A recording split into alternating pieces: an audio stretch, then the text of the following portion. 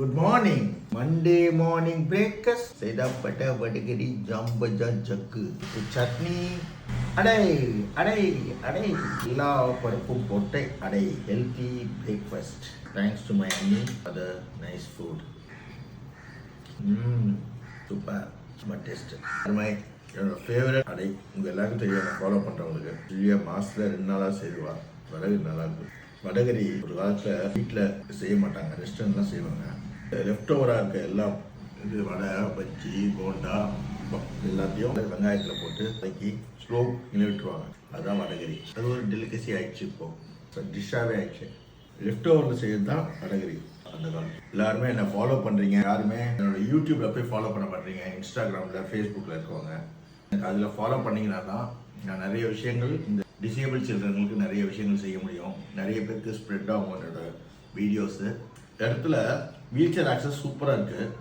நான் இ மால் போனோம். அங்கே டிசேபிளுக்கு டாய்லெட் இருக்குது, டிசேபிள் ஆக்சஸிபிலிட்டி இருக்குது, பார்க்கிங் அழகாக கொடுத்தாங்க. டிசேபிள் ஆக்சஸ்க்கு நிறைய ஃபெசிலிட்டி சூப்பராக இருந்தது. நிறைய முன்னேறிட்டு வருது. அதே மாதிரி ரோட்ஸ்லாம் கூட க்ளீனாக இருக்குது. ஆனால் என்ன பண்ணுறீங்க பாவம், அந்த நைட்டில் நான் சும்மா போவேன், பார்த்தா எல்லாரும் நைட்டில் 12 மணிக்கு மேலே வந்து அந்த க்ளீன் பண்ணுறாங்க, இந்த கார்பரேஷன் ஒர்க்கர்ஸ். ஆனால் நீங்கள் காலையில் 10 மணிக்கு தான் குப்பையை கொட்டி நாஸ்தி பண்ணிடுறீங்க. உங்களுக்கு தான் அந்த அழுக்குன்னு உங்களுக்கு தெரியவே மாட்டேங்குது. என்ன சொல்கிறது உங்களெல்லாம், இப்படிலாம் செய்யாதீங்க. அவங்க கஷ்டப்பட்டு இருக்கிறாங்க, கஷ்டப்பட்டு ஸ்வீப் பண்ணுறாங்க, குப்பை எடுக்கிறாங்க. ஆனால் மறுபடியும் கொண்டு போய் குப்பையை கொட்டிங்கன்னா நம்ம வீடை சுத்தமாக வச்சுக்கின்னு ரோடை அசுத்தமாக வச்சுக்கிங்கன்னா உங்களுக்கு தான் வியாதின்னு அது புரியவே மாட்டேங்குது.